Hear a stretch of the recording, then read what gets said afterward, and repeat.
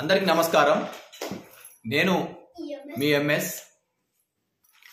ఈరోజు రాజ్యాంగ దినోత్సవం సందర్భంగా అందరికీ రాజ్యాంగ దినోత్సవ శుభాకాంక్షలు।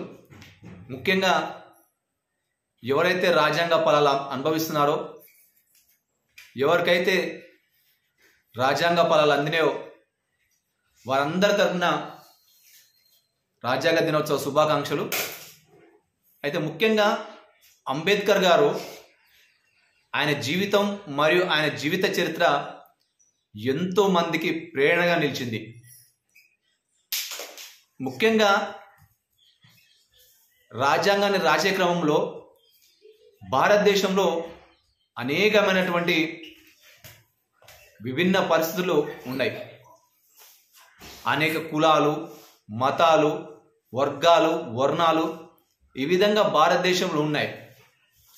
ప్రతి ఒక్కరికి న్యాయం జరగాలి, ప్రతి ఒక్కరికి అవకాశాలు దక్కాలి, అందరికీ సమాన అవకాశాలు రావాలని చెప్పేసి ఆయన రాజ్యాంగాన్ని రాయడం జరిగింది। అయితే ముఖ్యంగా ఇక్కడ చెప్పొచ్చేది ఏంటంటే, ఆయన ఎలాంటి అవకాశాలు లేవు, ఎలాంటి సందర్భంలో ఆయన జీవితం ఎలా గడిచిందో, ఎలా కష్టపడ్డారో, ఏ విధంగా ఆయన చదువుకున్నాడో, ఇలా ఇప్పుడున్న పరిస్థితులు ఆనాడు లేవు। కానీ నా ఒక్కనిలాగా ఎవరు రావద్దు కావద్దు అని ఆయన అందరికీ అవకాశాలు రావాలని రాజ్యాంగంలో అనేకమైనటువంటి హక్కులు పొందుపరచడం జరిగింది।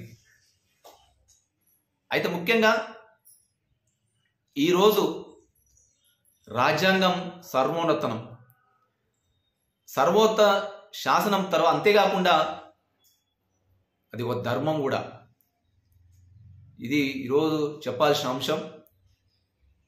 అనేక మంది రాజ్యాంగం ద్వారా హక్కులు పొందినారు। సమాన అవకాశాలు ఆర్థిక, సామాజిక, రాజకీయ అంశాలలో ముందుకు రాణించాలని రాజ్యాంగం అంటే ఒక పత్రం కాదు, అది సామాజిక, ఆర్థిక, రాజకీయ పత్రం అని గంటాపదంగా చెప్పవచ్చు। అటు రాజకీయాల్లో, ఇటు ఆర్థిక భద్రతలో, ఇటు సామాజిక న్యాయంలో అది ఒక దార్శనిక పత్రం।